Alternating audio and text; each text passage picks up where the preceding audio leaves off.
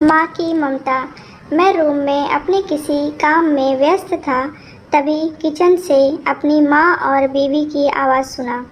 मेरी बीवी माँ को खरी खोटी सुना रही थी। शायद माँ ने दूध फ्रिज से बाहर रख दिया था, जिससे दूध फट गए थे। माँ बस यही कह रही थी कि उसने गलती से दूध बाहर छोड़ दिया, और मेरी बीवी उन्हें डांटे लगा रही थी क्योंकि उसे मेरे लिए चाय बनाना था, पर दूध फटी देख वो बौखला गई थी। मैं ये सब सुन रहा था, पर काम में व्यस्तता के कारण अपने काम में लग गया।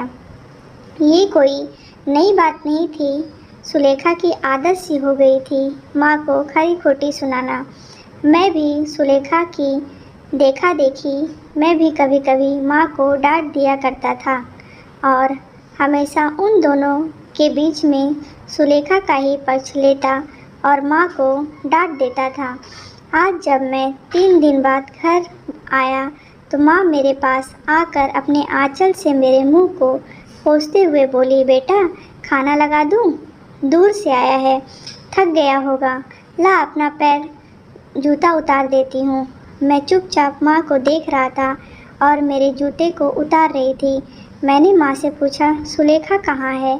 तो उसने कहा, वो तो अभी अभी बाहर गई है, मुझे बताई कि तुम कुछ देर में आने वाले हो, और कहकर चली गई। सुलेखा अपने माँ को देखने गई थी। उसने मुझे पहले ही बताया था।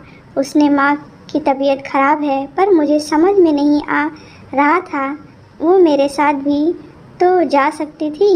मैं 3 दिन के बाद आया हूँ, पर वो मुझसे मिलने को भी नहीं रुकी। यही सब मेरे दिमाग में चल रहा था। तब तक माँ ने खाना लगा दिया था।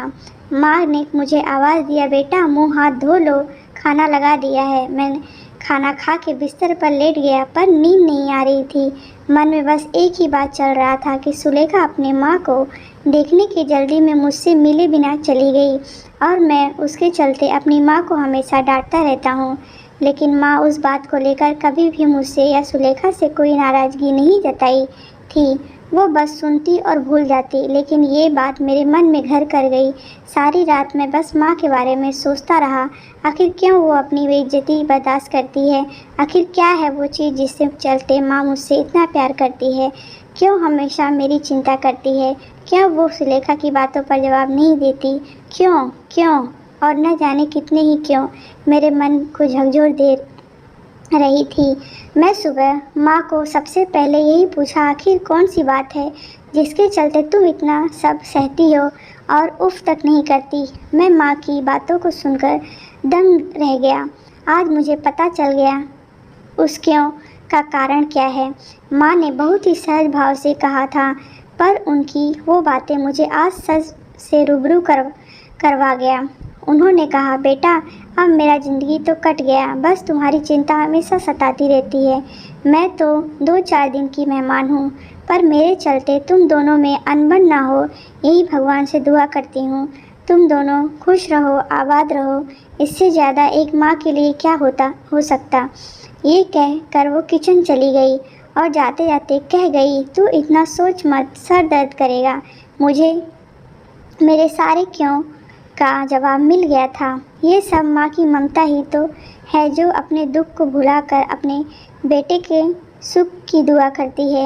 ये माँ की ममता ही थी जो मुझ जैसे पापी को भी मिल जाती है। यही एक ईश्वरीय वरदान है जो हर किसी के नसीब में होता है, पर मेरी तरह कई ऐसे हैं जो उस ममता की कीमत नहीं जानते।